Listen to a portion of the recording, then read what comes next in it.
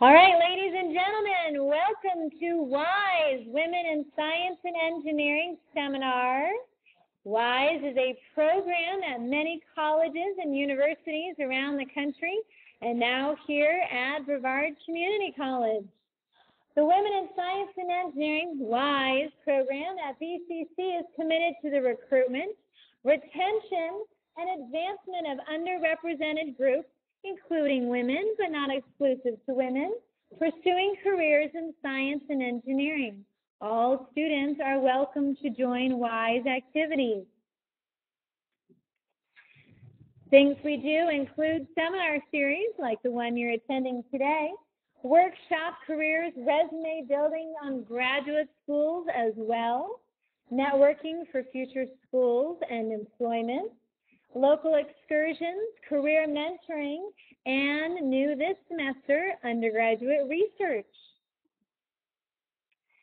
Our speaker today is Kim Logan, who is a computer science software engineer visiting from Harris. We have one more seminar this semester, which is coming up on Thursday, November 15th, with Virginia Barker, who is manager with the Brevard County Natural Resources, who will talk to you about her experiences and how she got into natural resource management and recommendations for students as yourselves. So, without further ado, I would like to introduce Kim Logan. Thank you.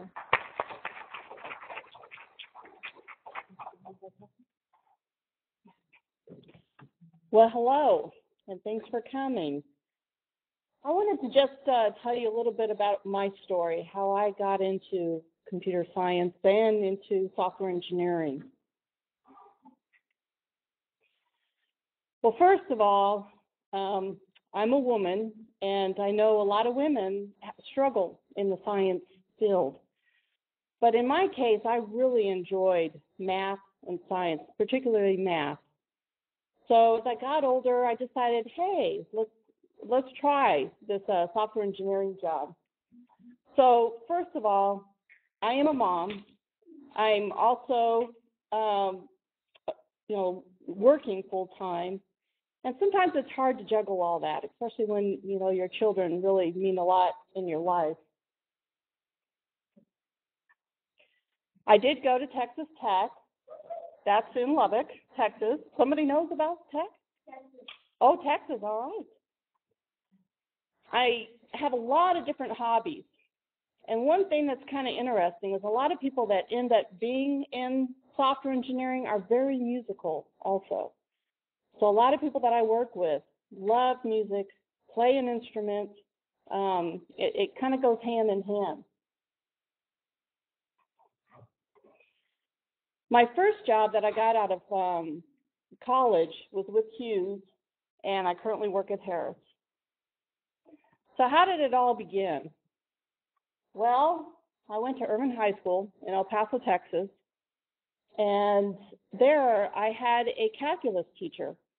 When I first saw this calculus teacher, I thought she was very strange. She had one of those really cat-eye glasses. She had those long poodle skirts, and she didn't wear hose. I thought that was strange because, when I'd hate to say that, but this was like in the early 80s, late 70s, every woman wore hose. But here, of course, it's normal. So she was the one that approached me and said, hey, there is a technical school that is teaching a course over the summer to learn about computers. And so that's how she got me into an initiation into the software engineering program. So before I started going to school, the software engineering program that I went to, it was so different. Now the way that you can program, you just basically program on your PC, and you have a small little PC that you can perform wonderful games or have it write to documents, and can do powerful things. Well, this class that I took, I basically had to type one command on a punch card. And I had to have like a whole stack of punch cards to get just one thing to happen. So it has really evolved over the years. And when I know when I started at Texas Tech, I did take one class where I had to do the punch cards. And then I remember somebody figured out how to create these desktops, or actually mainframes, which were much smaller and was a lot easier to create programs and much more powerful. So after I graduated with a computer science degree, I got my first job in Aurora, Colorado, working for Hughes Aircraft Company. So Hughes Aircraft Company did a lot of satellite communication systems. And I thought it was really cool because, well, when I graduated, I ended up interviewing for several different companies. I mean, I traveled in Texas and Oklahoma, in Colorado, along California, and I probably had at least 5 or more interviews. So that's one nice thing about software engineering, is it's very marketable. And I know that Harris Corporation is now trying to hire more software engineers. So when I got married, I decided to stay home with my babies until at least I stayed home for 7 years. A lot of women don't do that. They continue working, and that's fine also. But what I want to let you know is, if you just don't want to go back into the workforce, it's okay with software engineering. Some people do go back to school before they go back into work, but in my case, I was able to just get back into the workforce. Yes, there was a learning curve, but with software engineering, it's always changing. You're always learning something new, and it's the basic skills that really help you through that career. So if you like always learning new things, solving puzzles, this is a great career choice for you. So when I decided to get back in the workforce, I went into a career fair in Aurora, Colorado. And both my husband and I, we decided that we loved the mountains, we loved Colorado, but we were ready for a change. So I went to a career fair in downtown Aurora, and it was at a hotel, and there was a booth sponsored by Harris. And I didn't know anything about Melbourne, Florida, and I just happened to ask, are you by the ocean by any chance? And they just chuckled, and then we just introduced each other and gave them my resume, and before I knew it, I was hired. So since I've been at Harris, I've had many different types of responsibilities. When I first started there, I was just developing code. I mostly programmed, initially I programmed in languages of C and C++ using Microsoft products like Visual Studio. And I also worked with different types of architectures. I mostly do now command and control of hardware type devices. I've worked with service-oriented architectures, which is very popular right now.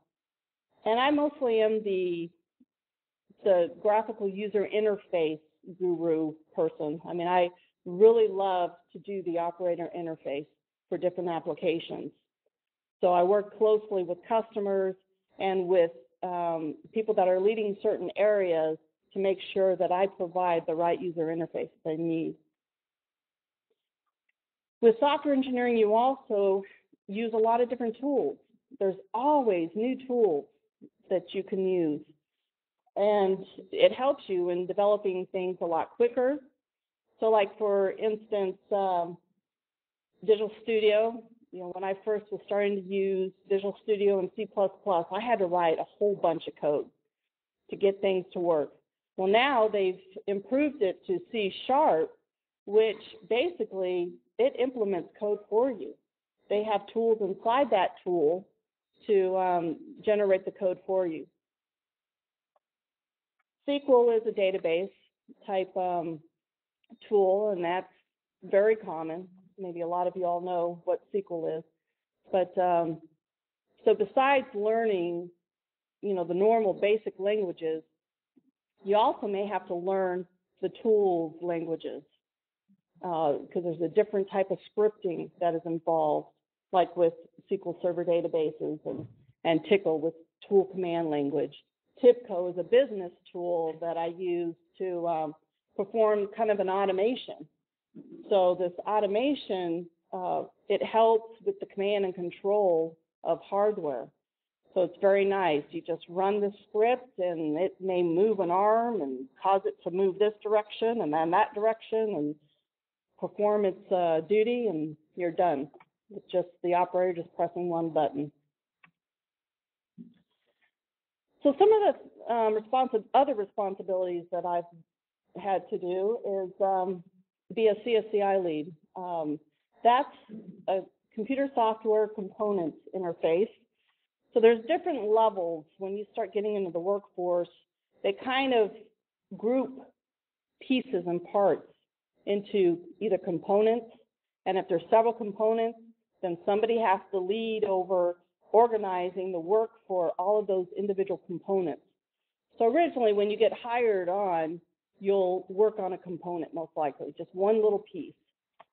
As you start getting more proficient in software engineering, then you might start getting responsibility of managing several pieces together, and that's called a CSCI lead.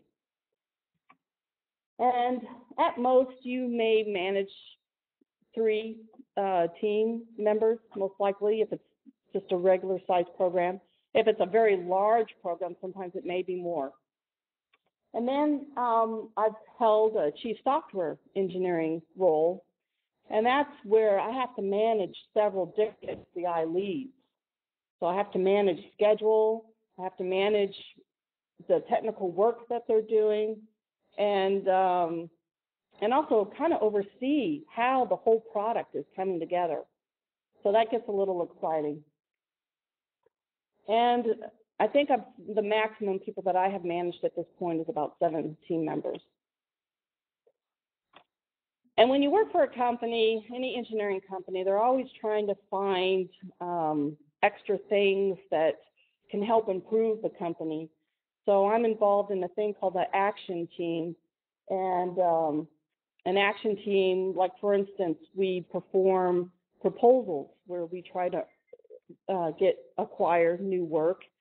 And I am now investigating this tool that we may want to use to help us better prepare, these proposals and hopefully help us, win more bids. And so I've led that. And then currently, I'm also participating in a UCF mentoring program, and it's called the WiSE program, where we're trying to get, I know UCF is very active in trying to get more women involved in science and engineering, because I guess just recently I heard a statistic that it's declining. Women are dropping out of science and engineering, and we really, really need more engineers, because there's a lot of technical work that's being done, exciting technical work. So I've worked several different programs. Most of the programs that I have worked are government contract type programs.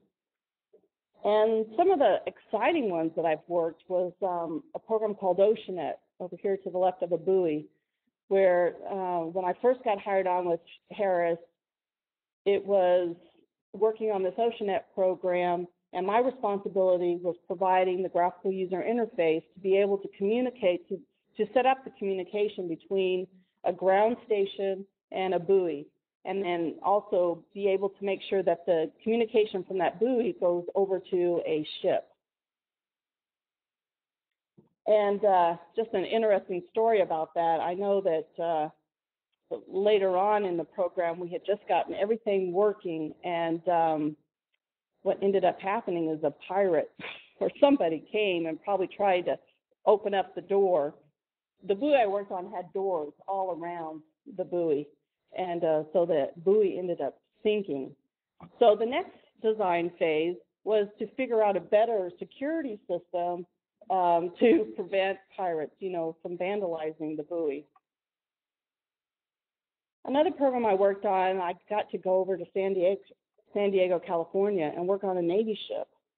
And in that program, I ended up working on this graphical user interface that helped you kind of see where the communication of this small plane was located so that you could make sure that the communication line was working. Now you have stuff like Google Map, and there's so many cool different programs out there that can show where GPS items, all you have to have is a GPS, and then you can see it on a map. So this was similar to that. And so the first thing was, I've never been on a Navy ship before, so I got to go onto a Navy ship, install this system, check it out, make sure that the communication was working between the Navy ship and the prop plane. Then we went over to a Marine base, and we ended up testing out the communication from the ship, from the plane down to the Marine base. And that test involved a huge mock communication war scene. And that was the first time I was able to see a hovercraft. I don't know if anybody's seen one of those, but it was humongous, very intimidating. And I also got to see like amphibious devices come out of the Navy ship and come towards the shore. And they had these benches on the sand that you can sit and watch the whole thing go on. So that was very exciting to see that they were making sure that the communication was working between all these different areas, and that even the people on the ground, the Marines, could communicate to all these different areas.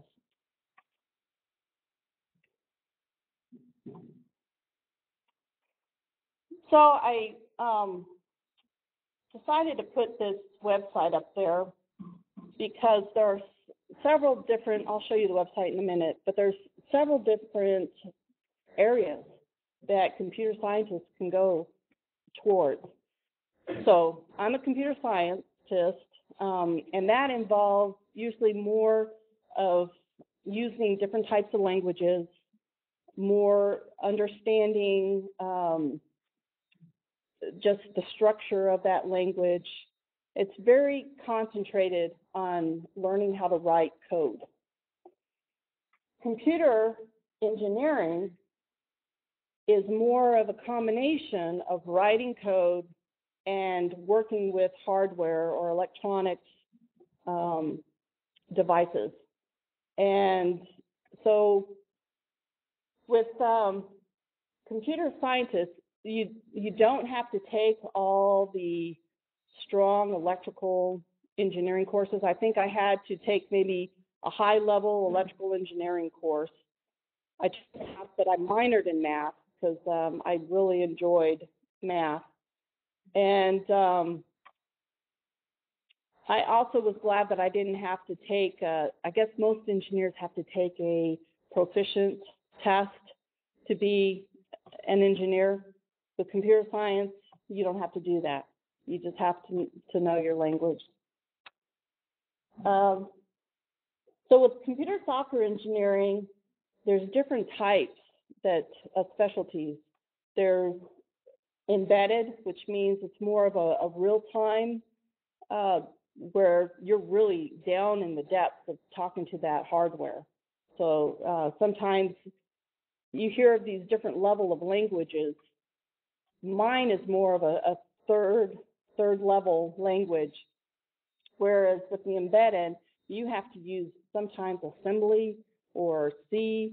Most likely they use C now when I first started out, assembly was the language. So that's down in the depths of the hardware code.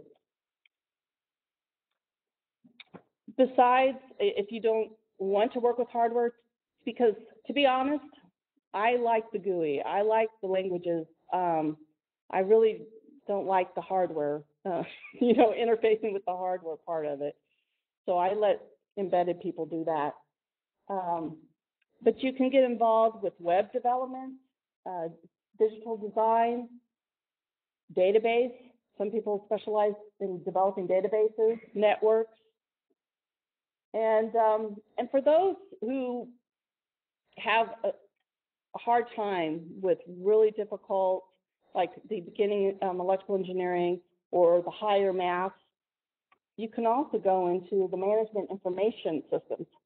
I know when I was in at Texas Tech, we had to do certain courses. They call them weed out courses. If you weren't able to pass those weed out courses, several of my friends thought well, maybe I need to try this management information system. Hold on, let me get a drink.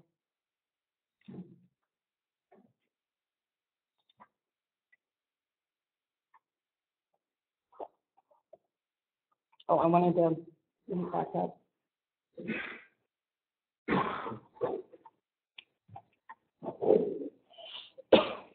So if you're interested, this website tells you a little more detail of some of the things that I have already mentioned. And there's a lot of good information in here.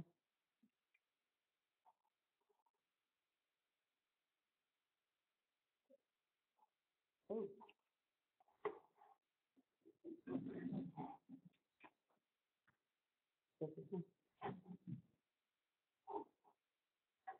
Oh, I didn't know.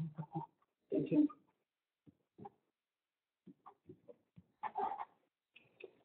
Also, if you're interested, there are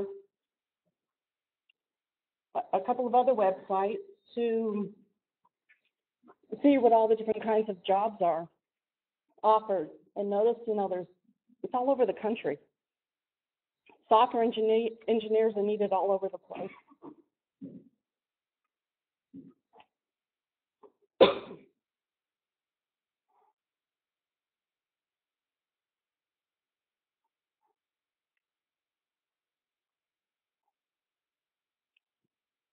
So I thought I'd perform this video or show you this video of kind of a high level of what Harris does.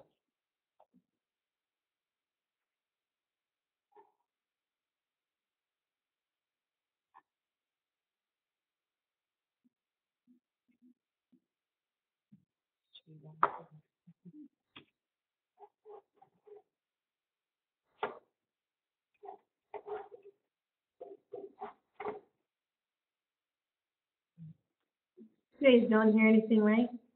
Mm-mm.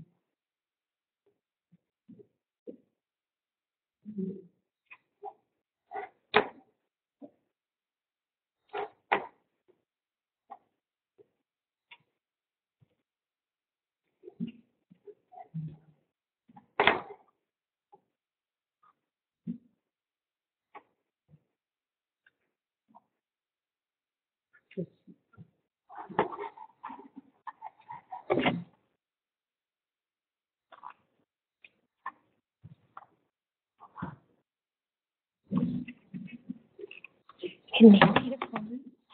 Oh. I don't know, it's this on maximum volume.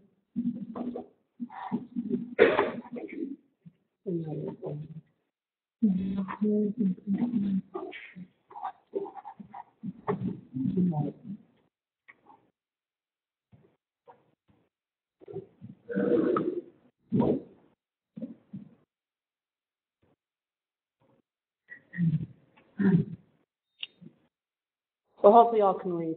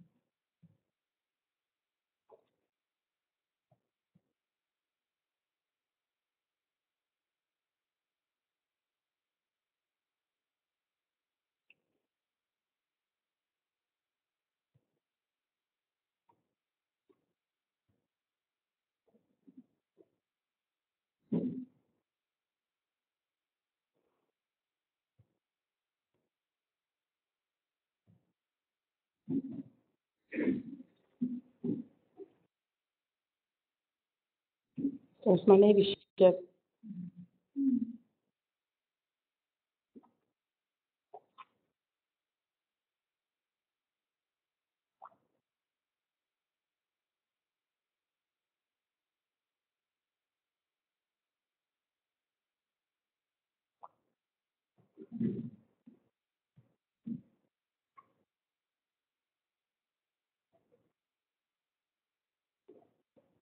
Well, they do the very intricate hardware.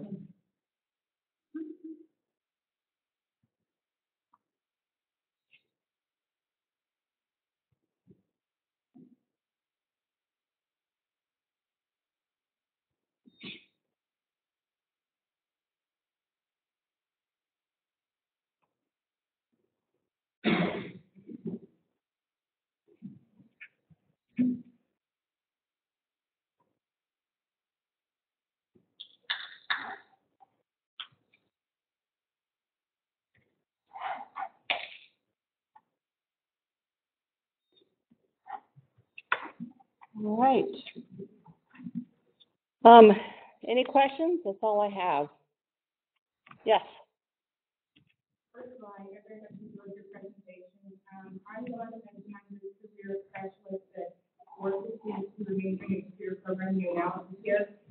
And I have two questions. The first question is, what do you find to be the grounding skill set that is important to master before you can move forward? And the reason why I'm asking that is because I watch how students perform in different classes, and I have a theory. Even though that's not my field of expertise, I can kind of see who's going to do well further on based on how they do in a couple of introductory courses.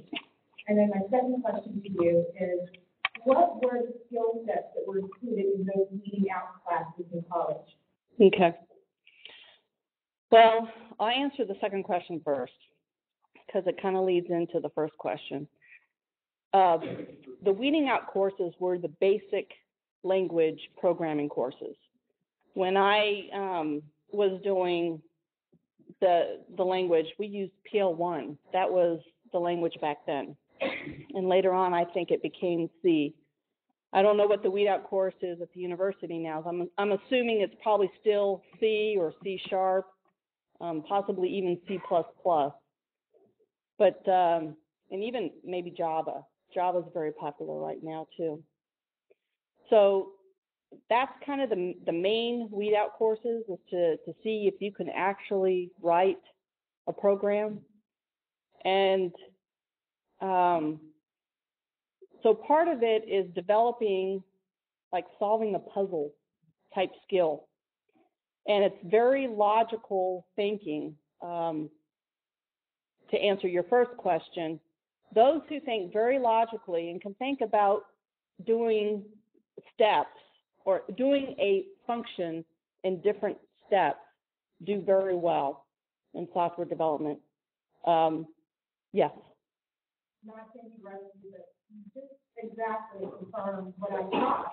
And I'll reiterate, computer programming is not really my field of study. But in watching the students taking foundational courses, I have found here, at this level, I have found that they don't take seriously their first introductory programming course because it's got a very innocuous course number, COC 1000. It sounds like a skate class. I have found that if they don't do well in that class, they're going to put her out very quickly. The ones who do very well in COC 1000 pay attention to that course, that it really deserves, even though it sounds like a harmless intro course, are going to do well. So if nothing else, what I got from you was confirmation of my theory Yes. Yes. Yeah, I think that's true. Really, any field that you're going into, because your first introductory courses are built foundation for all of those courses to go on. So whatever field you guys are going into, whether it be computer science, computer engineering, or whatever else, those classes that you take at BCC, make sure you're getting as much as you can out of them, because they are building your foundation with those higher ones we built upon. Yes, it is. Hold on just a second. I just want to add one thing. One of the UCF students that I mentored last year, she was a computer science major, or she is a computer science major. She's still in the field. But she did mention that she was having to take a entrance test to figure that she was really qualified for the computer science field. And she did pass that course. So before I told you don't have to take any courses, but it sounds like, you know, the schools are now maybe doing that to make sure that people are really committed to learning it. Yes, in the back.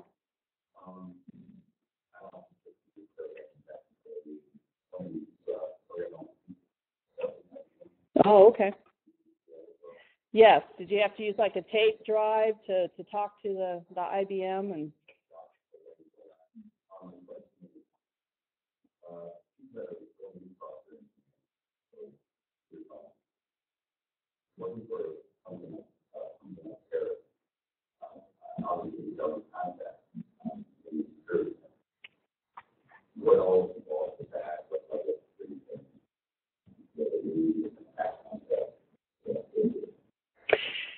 Yeah, Harris does do a lot of government contract business. They also do a lot of commercial also. I can't go into a whole lot of detail about the security clearance. The only thing I can say is if you are on a program, there's different levels, and based on that level, you might have to have a background check where they ask friends that you've known for a while, and you fill out the paperwork and make sure that you're an outstanding citizen. So if you have a very boring life like me, you'll be doing some of that kind of stuff. Depending upon how technical, or how secret it is, you may even have to do a polygraph. Yeah. I was just wondering, I am actually going to be transferring to university in the spring and pursuing the administration major. And they give me an opportunity to choose between Java or C++ to focus on as I'm going through with my database classes. I was wondering which one you might recommend. Well, I've done both of them. I'm more familiar with the C++, but to be honest, I think it's going more towards using Java. So I think because the C# language is kind of more emulates what Java is. It's more object-oriented. You kind of create things more in pieces, whereas C++ is more of a flow. Yeah. Do you have any advice for women who are seeking out studying or employment in science and engineering?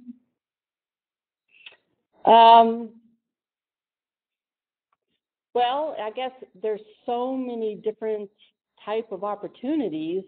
I guess the hardest part is to narrow down what you want to do. For me, in high school, all I knew was that I liked math and I liked working puzzles. That's all I knew. I had no idea what I wanted to do when I was about to go to college. I was a senior in high school, and I was trying to decide what to do. So I guess just expose yourself to different areas of engineering. Look on these Wikipedia sites, figure out what kind of engineering fields really interest you, and because there's electrical engineering, computer science, I mean, there's a whole bunch of different. And then once you get that basic engineering course, then you can also go off and do specialties. Like I'm surprised that you can go and do a database specialty right now. Usually I thought you would have to get like a computer science or a computer engineering degree first before you actually get a database. But, you know, things are changing. Schools are offering more opportunities. Yeah.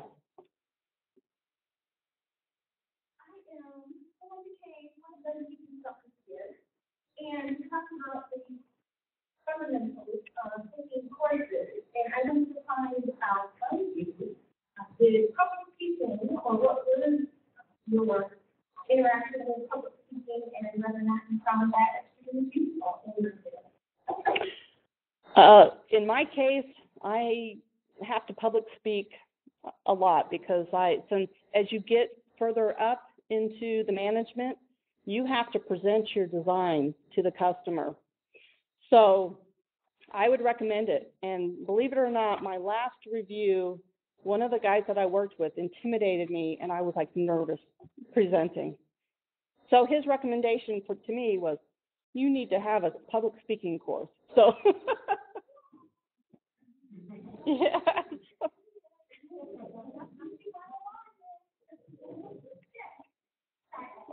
Yes. I just wanted to say, I've been with my we were talking earlier about we have a new program now called the FIBA that you can do some career exploration into STEM careers, including computer and science, technology, math. And so 25% of you can log on to this because there's a lot of information about this. It's called the FIBA. And it's specifically for research and ability to get the information on schools around the program. You'll be checking oneself. And STEM stands for science, technology, engineering, and math. And there's a big push right now, both federally, statewide, and Brevard County, to push for men and women of all ages to go into STEM fields.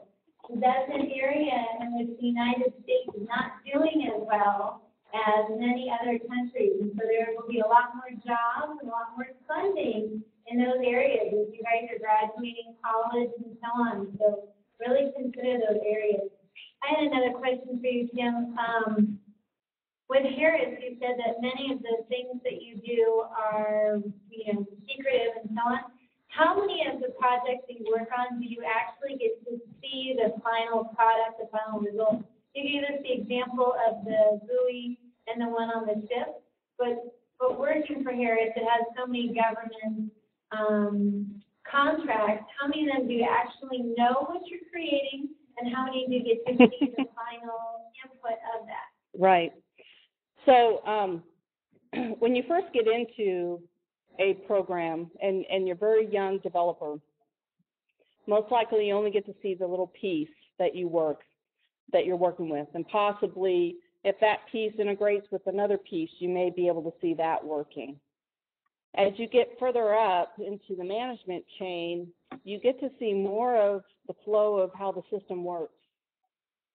So my responsibility a lot of the time is to develop all the different pieces, get them all integrated, and get them ready to hand them over to the system integrator. And if you're lucky, which I've been lucky several times, and it's been really rewarding to also be part of that, help the system integrator integrate the software with the system itself. And then you end up being able to develop the system or deliver the system. So the younger years when you start working, you don't really get to see a whole lot of the whole workings of the system. But the further you're into your career, the more years you devote, you get to see a lot more. Yes? I have two questions, and I'm surprised you all asked this yet. But we give a salary range that software engineers would make, the beginning, middle, and advanced. And then Kim mentioned to me that we were in a predominantly male-dominated field, okay? And what, as a woman, do you feel like you bring to that team that has mostly men working on a project? Oh, my. Well, I don't know if I know the true ranges. I can give you kind of an estimate of salaries. I know when I first started working back in 1986, I got $29,000, and that was a lot of money back then. I mean, most of my friends were probably getting maybe 18 or less. Now I think new hires get anywhere from 50 to 60,000 starting. And that's with a bachelor's degree. If you have an associate's degree, it's a little less. And with an associate's degree also, it's hard to be promoted to one of the higher salaries. At some point, you'll be moving along up just fine, but at some point you'll peak.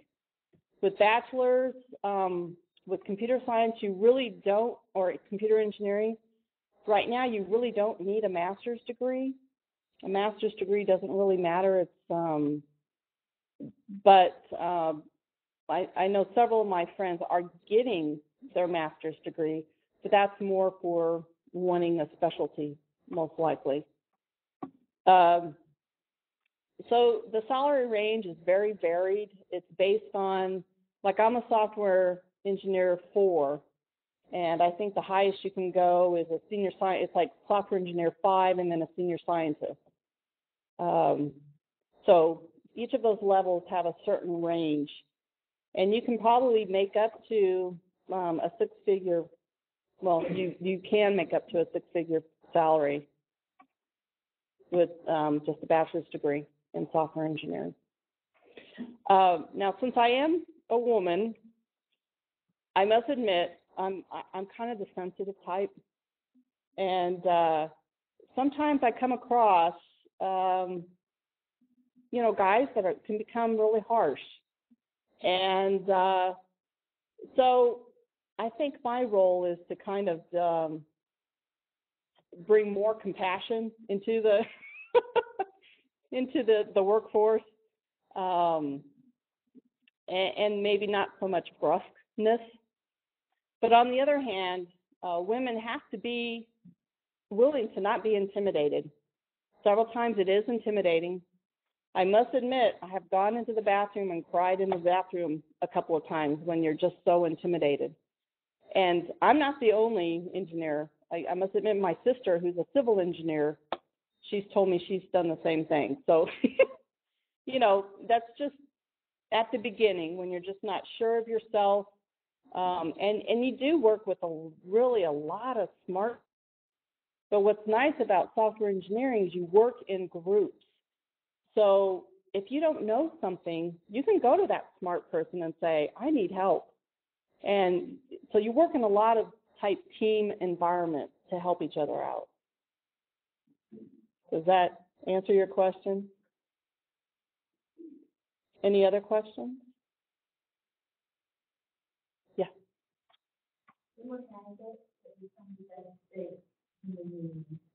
Yeah. Well, I have to tell you, when I first got the interview, I was able to bring my husband with me. We got off of the plane, and this was like in February. So in Colorado, February, all the leaves are gone. It's pretty dreary. It's freezing. So we get off the plane. We come out of the airport, the Melbourne airport, and we see all these palm trees. The weather was wonderful. And the first words that I said to my husband, "This is paradise."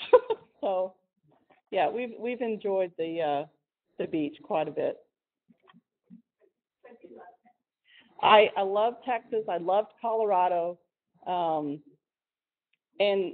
what's exciting is, if you decide that you're feeling stagnant at one job, with software engineering, you have a lot of opportunities to look to see what's out there and try something different.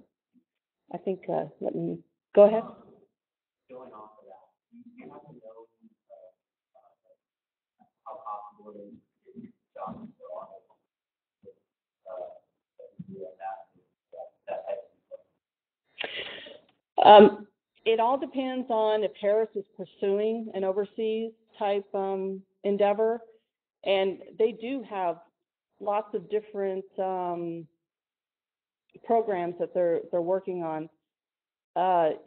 The way that it works is if they're pursuing something, they're looking for people, they'll advertise it to, we call it Global Harris email, and people can see, hey, they basically ask, are you interested in supporting this? Like, for instance, they sent out this global email to all the software engineers, would you be interested in supporting this 3-month effort in Afghanistan to support some kind of running of a system? And believe it or not, I signed up for it, but after all the things that you had to do, I decided plus my kids were at a point where I didn't want to miss anything. I think my son was about to graduate from high school, and I changed my mind. But, there is some exciting things that you can sign up for. You just have to keep your eyes open and ears. And in fact, I went to a lunch meeting today with my engineering manager, and a young man asked the same question because he just loves to travel. And that was her answer. And also, they have a facility where you can define your experience. And if you are interested in that, you just put it in this experience record that you want to travel. And that's another way that people can find out. Does that make sense? Yes. Okay. Yeah. When I was deciding on my major, I gone to the Bureau of Linguistics website. This was maybe a year ago or so. The data that they had on computer jobs was maybe 4 or 5 years old. They were saying it's projected to increase like 20-something% in the next 10 or 20 years. But because the economy has taken such a dive, I'm wondering if you have any kind of a sense of computer engineering jobs, database jobs, what kind of growth might be expected, or do you think it's as good as what they had said back then? Yeah, I don't have that kind of information because I don't keep up. Well, I didn't think you had exact, but it's like what you're seeing, like you might want to do.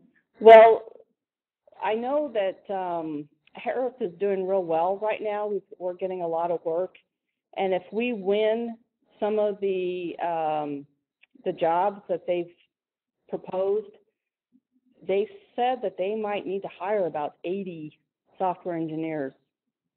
So you never know. It's kind of up and down, but I have, in all my experience, I haven't been laid off or anything. I've always, as soon as, like for instance, a previous program I worked on, it was just way too stressful for me. So I decided I just need to step down.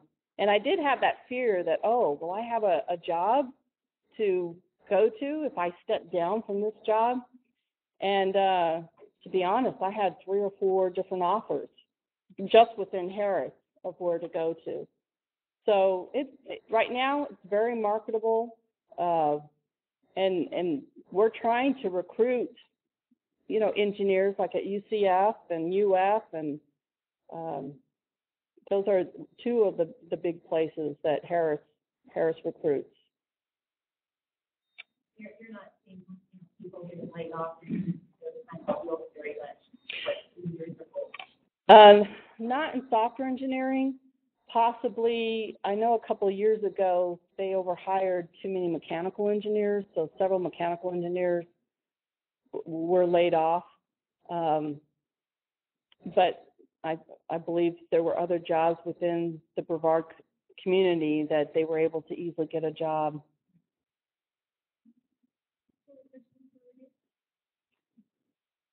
on your question, that question is the chief technology engineer at it. We always have about what positions open, and so have anyone here who's qualified. Like, we last month, we hired 8 people, and we still have 5 positions open that we cannot fill. Just because we need help. There's a lot of, like, administrators, like, day-to-day, people, but still not employees. I don't know if you know, you guys are here. All right, any other questions for Tim Logan from Paris? All right, thank you very much. All right, thank you. If you guys want any more information about women in science and engineering, upcoming events, things you would like to see us provide for you, please feel free to contact myself, Dr. Ashley Spring, or our Associate Provost, who's not here at the moment, who is Dr. Mary Roslinowski. Thank you very much for coming. And if you'd sign in on your way out and grab any cookies or whatever's left. Have a great day.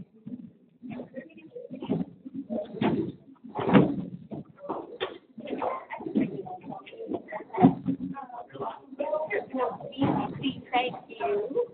Oh, Great. You said something about grabbing a ticket.